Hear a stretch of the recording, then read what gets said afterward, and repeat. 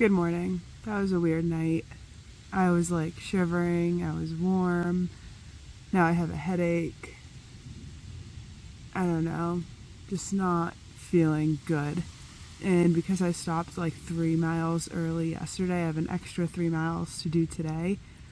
So looking at a 24-mile day, but the elevation shouldn't be as bad as it was yesterday, so I've got that going for me.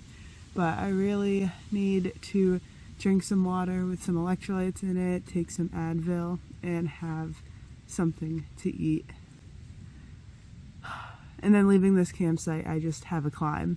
I have to climb Smarts Mountain. I made it a little bit of the way up the mountain last night, but gotta climb Smarts, gotta climb Cube, and then maybe the rest of the day looks fine, but we'll see. And these are my hip belt snacks for the day.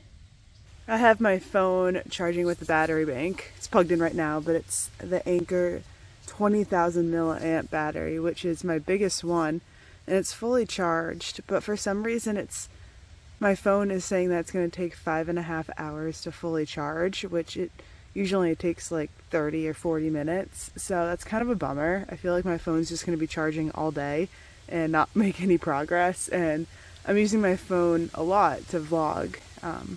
That takes up a lot of battery.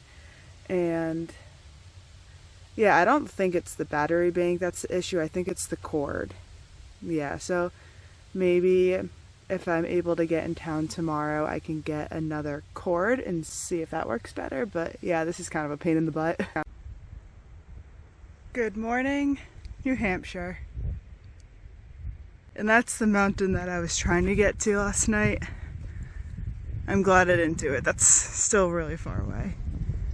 But you can see the tower a little better. Oof. Finally made it. Now I'm gonna climb that. I took my backpack off. That felt real nice. Just made it up through that little trapdoor. And here's the view. It's a really pretty day. Really windy. I talked to a couple on my way up here that said they thought about sleeping in here, which would be pretty cool, but there is one window that's open and they said it was really windy. So there's a tent site, the one that I was planning on staying at, not too far from here, and it took me almost 2 hours to get here, so I don't think I had it in me last night to hike another almost 2 hours. So happy with my decision. It just means today's gonna be longer and my feet really hurt, the blisters, so that's making me a little nervous.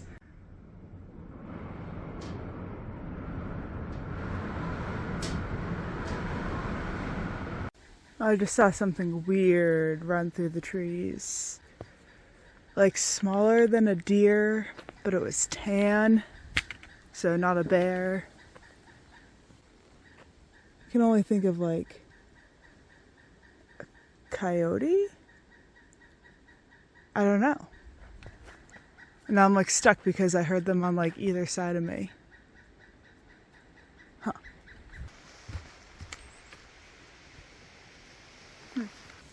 Ooh, these leaves right here. These look like fall.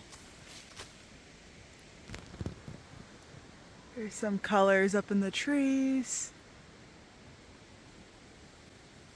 This is my first water source of the day, 6.3 miles in, and it's a good one. Biggest water source I've seen. I'm going to filter some water and do a little drink mix. I'll show you what I packed. It's different. I've never brought this on a hike before.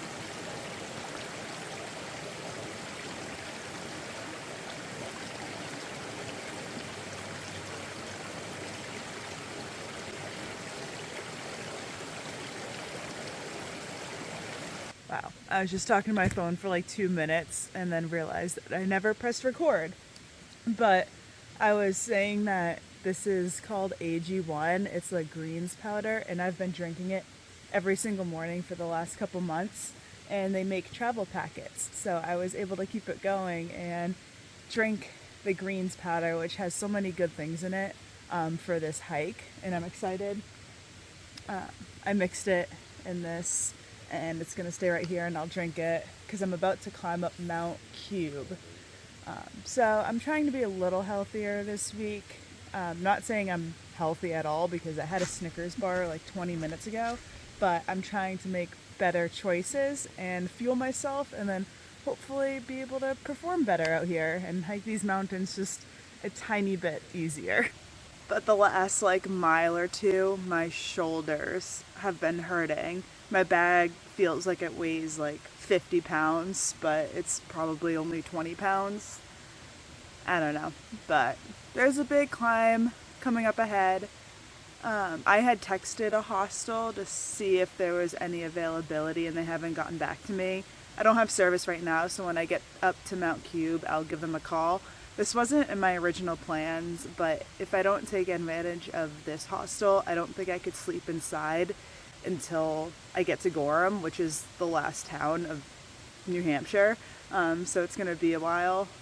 So I'm just waiting to see what they say. There's 3 different pickup points that they could get me today, so there's a lot of different options. So I'll figure it out. I'm not too worried.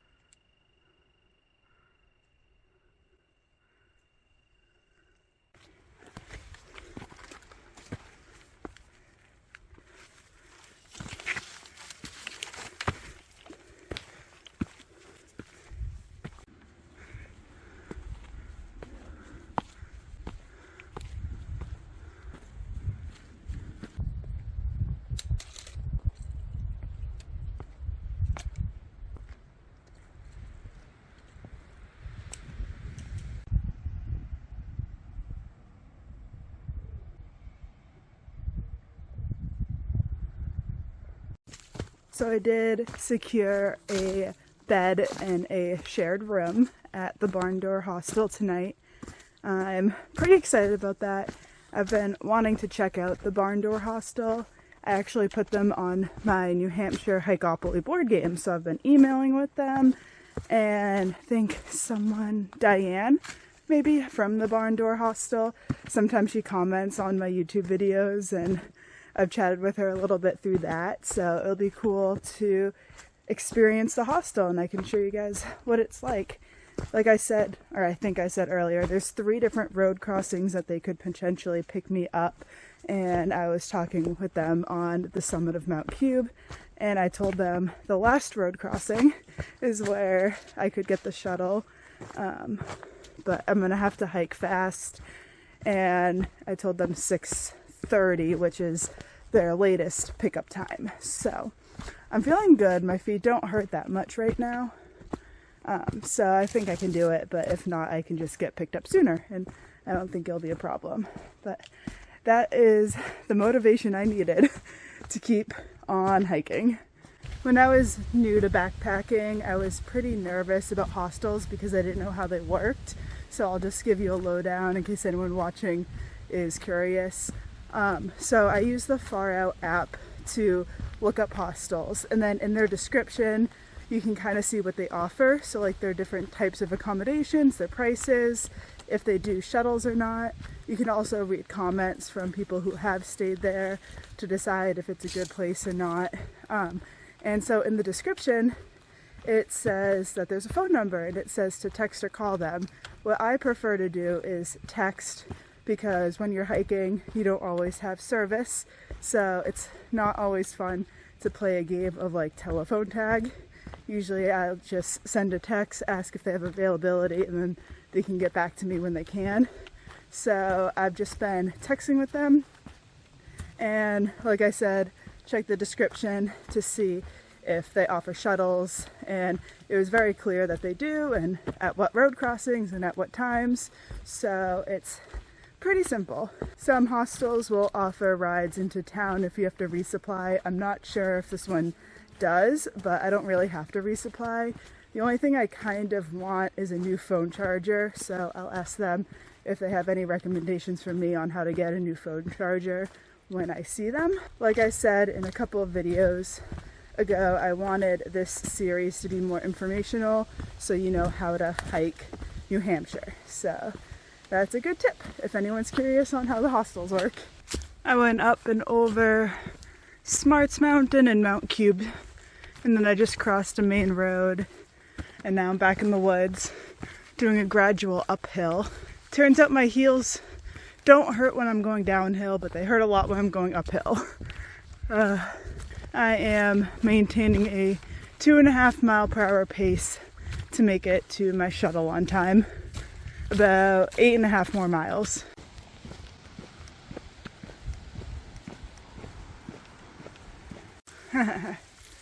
That's funny. Mount Mist.